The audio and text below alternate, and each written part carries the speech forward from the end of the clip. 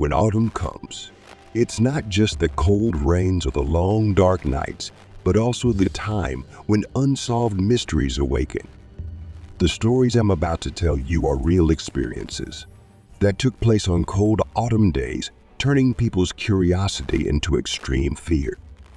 Listen carefully and stay until the end of the video, because the last story might make you look around your room tonight and ask yourself, am I really alone?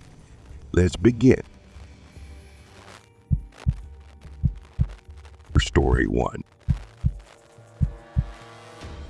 When my parents decided to spend their honeymoon in Hawaii, they sent me to stay with Uncle Jack on his farm in rural Kansas. It was mid-autumn, and the field stretched out endlessly, dotted with tall cornstalks and the occasional scarecrow. The farm was isolated, miles from the nearest town, and the nights were eerily quiet. Too quiet for someone accustomed to the constant noise of the city. The first day, Uncle Jack took me around the farm, showing me the old barns, the cattle, and the vast fields. As we walked, I noticed the scarecrows, ragged figures stuffed with straw, their faces crudely drawn on burlap sacks, dressed in ragged clothes that fluttered in the wind. There were at least a dozen of them scattered throughout the fields, their lifeless eyes seemingly following us as we passed. Uncle Jack noticed my nervousness and chuckled. "They're just scarecrows. Nothing to be afraid of. They keep the crows away," he said. But as the sun sank below the horizon and the sky darkened, the farm took on a different feel. The wind whispered through the cornfields, and the old farmhouse creaked. That night, I had trouble sleeping. My living room faced the fields, and through the window, I could see the shadowy silhouettes of scarecrows standing guard in the moonlight. I tried to shake off the unease, telling myself it was just my imagination, but I couldn't shake the feeling that something was watching. Around midnight, I was startled awake by a soft tapping on the window. My heart was pounding as I slowly turned my head, expecting to see nothing but darkness. Instead, I saw the silhouette of a scarecrow pressed against the glass, its sunken eyes staring straight at me. I froze, unable to breathe, convinced it was a dream. But then the scarecrow's head tilted to one side, as if studying me, and the knocking grew louder. Panic rose in me, and I scrambled out of bed, rushing for the door. I ran down the hall to Uncle Jack's room, but when I burst in, he was standing, his face ashen. "You saw them too?" he asked in a whisper, holding a pistol. I nodded, too afraid to speak. We could hear rustling outside, the sound of straw scraping against the walls. Uncle Jack motioned for me to follow him, and we crept down the stairs, the old wooden floors creaking under our weight. When we reached the kitchen, Uncle Jack threw open the door, and I was hit by a blast of cold air. In the moonlight, I saw the 5 scarecrows standing in a semicircle around the house, closer than before. Their arms, once stiff, now hung limply at their sides, and their heads turned toward us. Uncle Jack fired a shot into the air, and the scarecrows staggered back, retreating into the field. We spent the rest of the night huddled in the living room with our shotguns nearby. When the first light of dawn finally broke, we ventured outside, finding the scarecrows back in their original positions, as lifeless as ever. But as we approached one of them, I noticed something that made my blood run cold. Fresh dirt clung to its feet, as if it had walked through the field at night. Uncle Jack burned the scarecrow that morning, but the unease remained. I left the farm a few days later, but the memory of those hollow-eyed figures creeping closer and closer under the cover of darkness has haunted me ever since. Even now, thinking about those scarecrows makes my skin crawl. What were they protecting the field from, and why did they move on their own? Some questions are better left unanswered. Story 2. When I was 7, Pumpkin Land was the highlight of every Halloween. A small local Pennsylvania amusement park transformed into a spooky wonderland. The crisp October air carried the scent of caramel apples, and the park buzzed with excitement. That year, after a soccer game, my parents took my brothers and I to Pumpkin Land. I wore a Scream costume, complete with a face mask. As soon as we arrived, my older brothers, eager for the thrill, insisted on going on the haunted house ride first. My mom, my 2 brothers, and I lined up, but as we approached the ride, I felt the urgent need to use the bathroom. My dad and I stepped out of line, and he walked me to the restroom. I finished first and waited outside, watching the excited kids and parents pass by. The minutes ticked by, and I began to feel restless. The loud energy of the park was now too much to bear, and the faces in the crowd became blurred. When my father did not return, I began to panic. The cheerful noises around me gradually faded away, replaced by the pounding of my heart. I felt alone and small, swallowed up by a sea of strangers. That was when a man approached me. He seemed friendly, with a calm smile and a reassuring voice. He asked where my father was, and I, feeling scared and vulnerable, told him that I could not find him.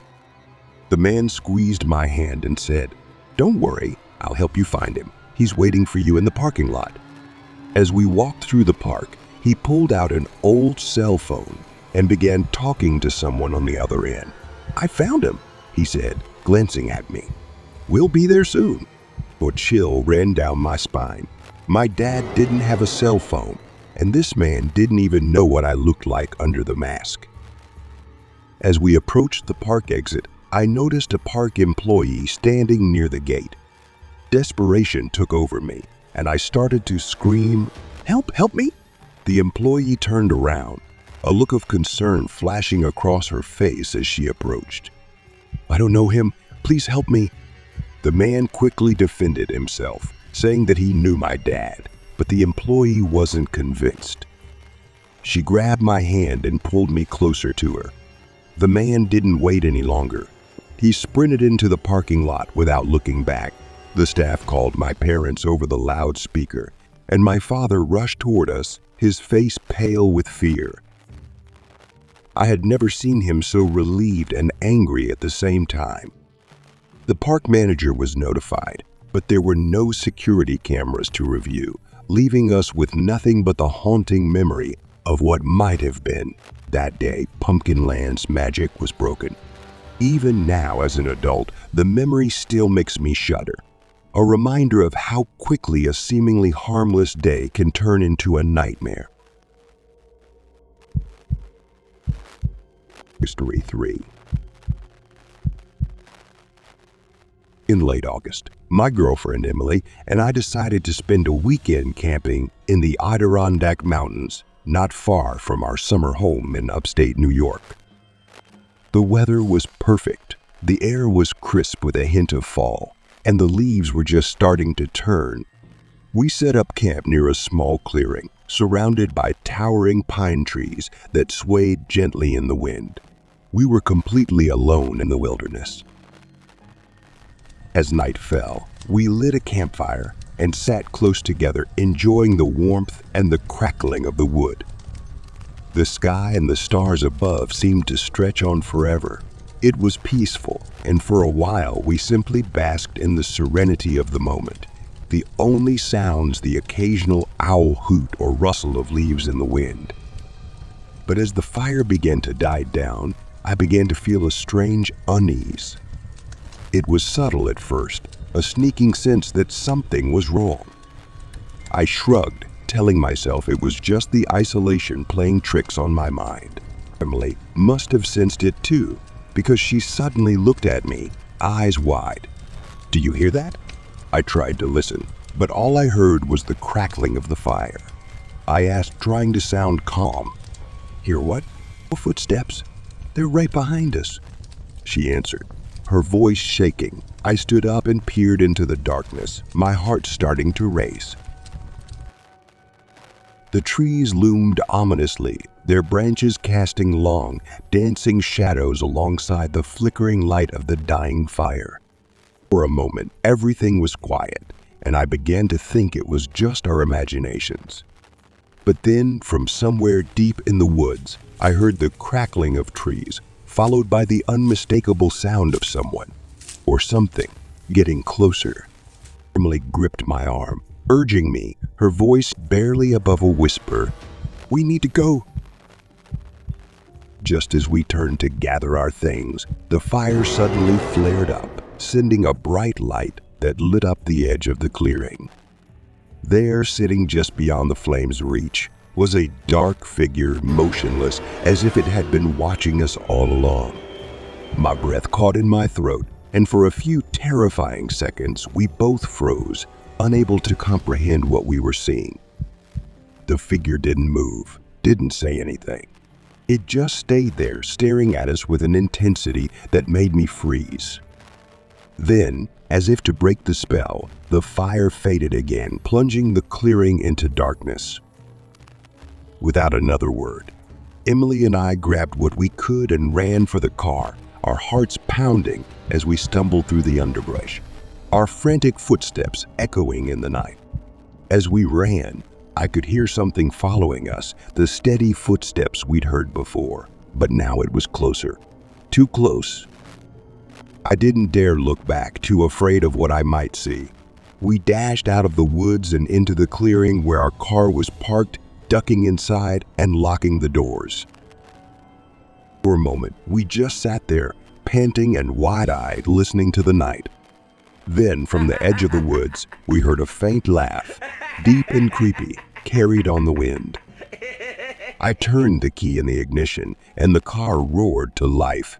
We sped down the dirt road, leaving the campsite and whatever had been following us far behind. Even now, I can't shake the feeling that there was something out there in those woods, something not quite human. We never returned to that campsite, and to this day, I wonder what would have happened if we had stayed a little longer by the dying fire, with that shadowy figure watching us from the shadows.